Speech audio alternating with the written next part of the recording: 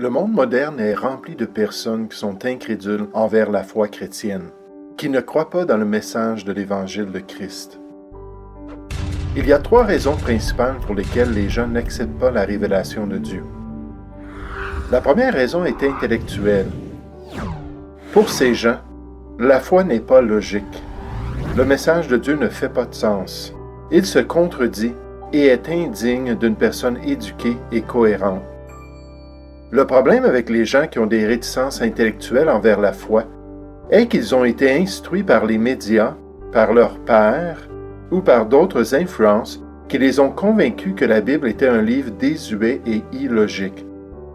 Pour de telles personnes, un chrétien bien fondé dans la foi peut être en mesure de les convaincre quant à la validité du message de Dieu.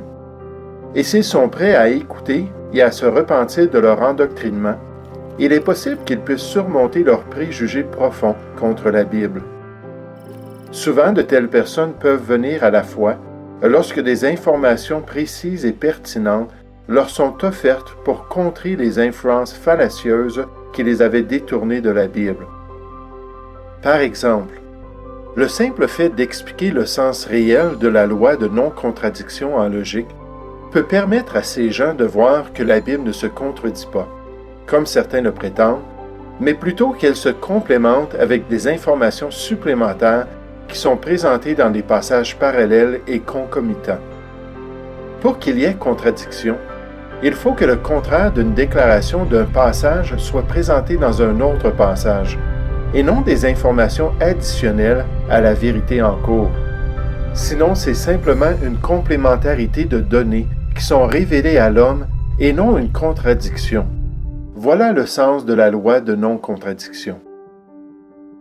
La prochaine raison à considérer pour l'incrédulité des gens en est une qui est émotionnelle. Pour ces gens, les expériences de leur propre vie ou de la vie d'autrui les empêchent de croire dans le Dieu de la Bible. Par exemple, les injustices de la société, la misère dans le monde, les catastrophes naturelles et bien d'autres circonstances dans l'existence de l'homme moderne ferment leur cœur à l'Évangile. Ils sont tout simplement irrités contre Dieu. Ils ont de grands ressentiments envers lui et envers ses agissements dans ce monde. En fait, leur argument est souvent qu'un Dieu bon et compatissant ne pourrait laisser l'homme souffrir ainsi. S'il était vraiment vivant, il ne permettrait pas de telles tragédies et catastrophes.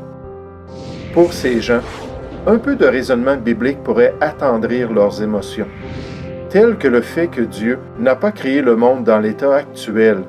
C'est plutôt à cause de l'homme qu'ultimement les choses sont ainsi. Et Dieu promet de toute manière qu'un jour, il n'y aura plus de souffrance, d'injustice et de douleur sur sa planète.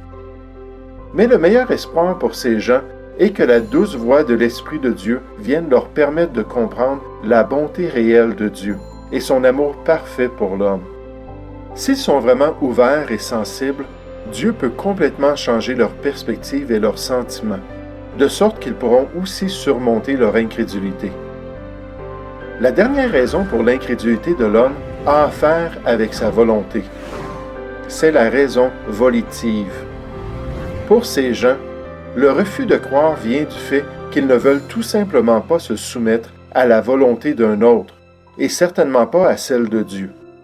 Ils ont le même esprit rebelle qui était présent dans les dirigeants juifs de l'époque de Christ qui ne voulaient pas venir à lui pour avoir la vie. Leur choix démontrait l'accomplissement de la prophétie de Jésus qui les décrit comme disant « Nous ne voulons pas que cet homme règne sur nous ». Pour ces rebelles, le seul espoir est que Dieu puisse produire de la repentance dans leur cœur, pour qu'ils soient prêts à accepter le plan de Dieu pour leur vie, par une conversion réelle de leur cœur.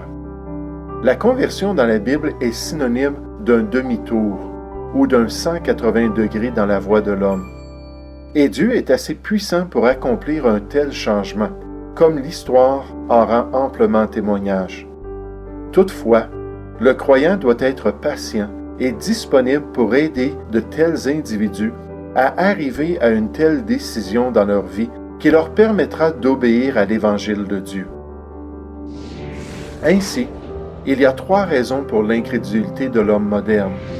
une raison intellectuelle, une raison émotionnelle et une raison volitive. Dieu peut travailler avec chacune de ces personnes qui ont des objections envers la foi chrétienne, et il désire des chrétiens fidèles qui lui permettront d'atteindre les brebis perdues de ce monde. Allons-nous faire partie de la solution dans la vie de ces gens si précieux aux yeux de Dieu qu'il donna son propre Fils pour leur salut? Oui, que Dieu nous utilise pour les aider à surmonter leurs objections, afin qu'ils puissent enfin connaître le Sauveur de leur âme.